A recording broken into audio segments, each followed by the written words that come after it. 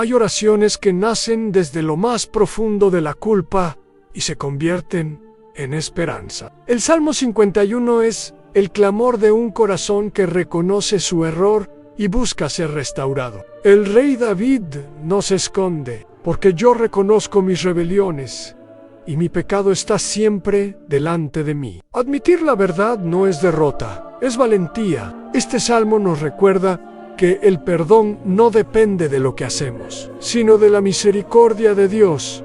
Purifícame, lávame, y seré más blanco que la nieve. Y en su súplica pide lo esencial. Crea en mí, oh Dios, un corazón limpio, y renueva un espíritu recto dentro de mí. El Salmo 51 nos enseña que el arrepentimiento abre la puerta a un nuevo comienzo. Esto es Salmo y Promesa.